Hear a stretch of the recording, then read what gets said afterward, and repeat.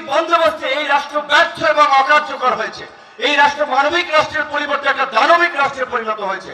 যে 2018 সালে কোটা সংস্কার আন্দোলন শুরু করেছিল, সেই আন্দোলনকে কেন্দ্র করেই কিন্তু বৈষম্য বিরোধী আন্দোলন এবং আজকে হাসিনার পতন। এবং এই আন্দোলনের অন্যতম সংগঠক এই ছাত্র অধিকার পরিষদে আপনাদের এই গ্রামের সন্তান আমাদের বিনিয়ামিন মোল্লা। অধিকার পরিষদের দায়িত্বে ছাত্র অধিকার পরিষদের সভাপতি বিনিয়ামিন মোল্লার একটি পারিবারিক অনুষ্ঠানে তার বক্তব্যে সে বলেছেন যে সেখানে আরো অন্যান্য রাজনৈতিক দলের, বিশেষ করে জামায়াত ইসলামের শীর্ষ নেতা সেক্রেটারি জেনারেল জনাব আমাদের শুভাকাঙ্ক্ষী শুভানুধ্যায়ী তারা একটু দেখা করতে চাবে, কথা বলতে চাবে, যে কারণে বাড়ির পাশে সৌজন্য সাক্ষাৎ বা শুভেচ্ছা বিনিময়মূলক একটি প্রোগ্রাম আয়োজন করেছে। তারপরেও যেহেতু আমাদের সুযোগ হয়েছে আপনাদের সামনে দু একটি কথা বলবো।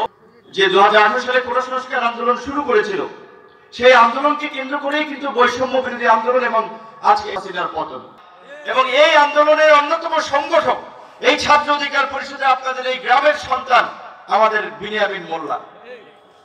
এই গণ অভ্যুত্থানের পূর্বে আন্দোলনকারীদের পরিষ্কার ঘোষণা ছিল, আমাদের দাবি দেওয়া ছিল, পুরানো রাজনৈতিক বন্দোবস্তে এই রাষ্ট্র ব্যর্থ এবং অকার্যকর হয়েছে। এই রাষ্ট্র মানবিক রাষ্ট্রের পরিবর্তে একটা দানবিক রাষ্ট্রে পরিণত হয়েছে।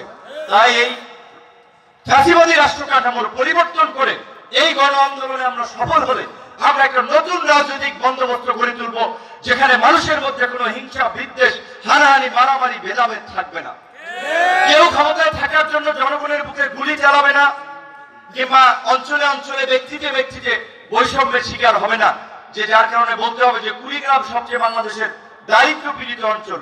এত বছর ধরে সবাই বলছে, পত্রিকায় লিখছে, টিভিতে প্রচার করছে, এই যে আমরা যে নতুন রাজনৈতিক বন্দোবস্ত, এই নতুন রাজনৈতিক বন্দোবস্তের কথাই বলছি যে যদি আগামী সংসদ নির্বাচনে গণ অধিকার পরিষদের পক্ষ থেকে এই আসনে আমরা বিনিয়ামিন মোল্লাই তরুণ ছাত্র নেতাকে সংসদ সদস্য হিসেবে মনোনীত করবো, প্রার্থী সে সহ এই এলাকার আরো আমাদের অনেক নেতৃবৃন্দ আছে, তারা যদি বিজয়ী হতে পারে, তারা যদি এমপি হয়, এই পিছিয়ে পড়া অঞ্চলকে আমরা উন্নয়নের রোল মডেলে